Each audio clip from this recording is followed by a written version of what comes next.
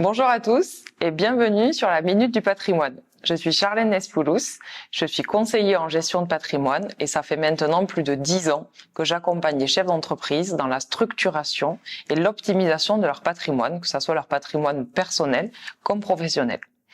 Dans cette série liée à l'investissement, aujourd'hui on va parler d'une classe d'actifs que tout le monde connaît, qui est l'immobilier. Je vais être un peu stéréotypante, mais malgré tout c'est la réalité. Les Français, quand ils ont envie d'investir et quand ils commencent leurs investissements, la première chose qu'ils font, le premier réflexe, c'est d'investir dans de l'immobilier. Pour autant, pour beaucoup, ça a été la douche froide, ça a été un locataire qui ne paie pas, ça a été un bien dégradé, bref. Et donc, on se dit, finalement, l'immobilier, est-ce qu'on doit continuer? Une possibilité dont je vais vous parler aujourd'hui, enfin plusieurs, c'est d'investir dans l'immobilier sans les embêtements, mais on va voir que c'est pas non plus une solution miracle. On va voir les avantages et les inconvénients d'investir dans de l'immobilier qui n'est pas de l'investissement direct. Quand on parle d'immobilier, on va parler donc d'immobilier qui n'est pas direct, pas d'immobilier physique à proprement parler, mais on reste sur cette classe d'actifs. On va donc parler de SCPI, OPCI, foncière cotée. Rentrons dans le vif du sujet.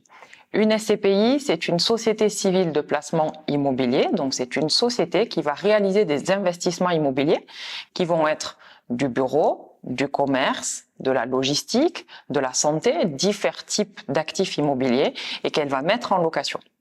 Donc la SCPI, elle s'occupe de faire les achats et la gestion locative. Vous, en tant qu'investisseur, vous investissez dans cette SCPI, vous devenez associé de cette société civile et en contrepartie, vous percevez des revenus sous forme de loyer, que ça soit trimestriel ou mensuel en fonction des SCPI.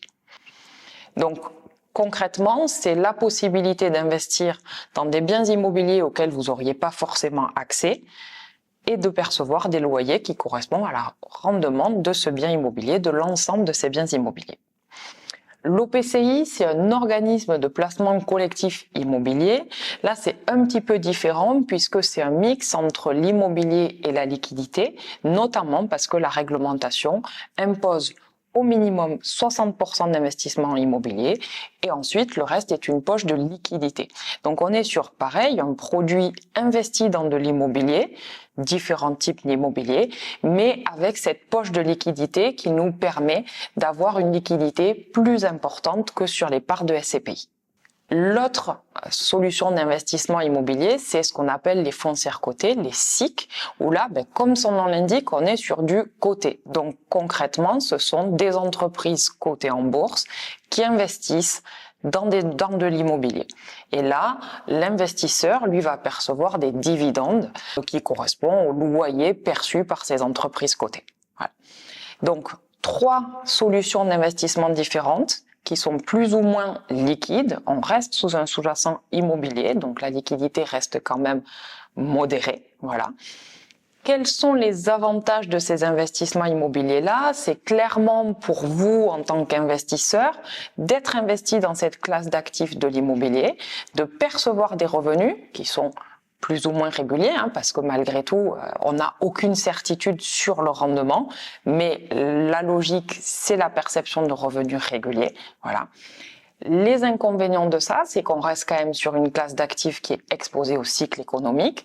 On l'a vécu en 2023 avec des taux d'intérêt qui ont généré des tensions certaines sur ce secteur-là. Donc potentiellement des baisses de valorisation, des baisses de loyer. C'est pas magique quand même, malgré tout. C'est une solution d'investissement à part entière. C'est la possibilité de percevoir des revenus, mais on a aussi des contreparties avec notamment une volatilité sur des foncières cotées, puisque là on est directement sur de l'investissement boursier, voilà, aux différences des SCPI qui auront beaucoup moins de volatilité, mais malgré tout on peut avoir des baisses de valorisation compte tenu des évolutions, notamment des taux d'intérêt. Pour conclure, cet investissement immobilier, dans le cadre d'un investissement qui n'est pas direct, c'est la possibilité d'avoir accès à une classe d'actifs avec des biens immobiliers dont vous pourriez pas avoir accès puisque ce sont des milliers, voire des millions qui sont investis dans ces SCPI. Vous pouvez investir avec un tout petit ticket d'entrée, donc ça permet de se positionner sur des actifs immobiliers dont vous n'auriez pas accès, avec la perception de revenus. Voilà, donc c'est quand même assez sécurisant et vous n'avez pas la gestion du locataire. Si cette vidéo vous a plu, n'hésitez pas à commenter, liker, partager pour que cette chaîne puisse continuer à vivre. Et puis je vous donne rendez-vous très bientôt pour la prochaine solution d'investissement.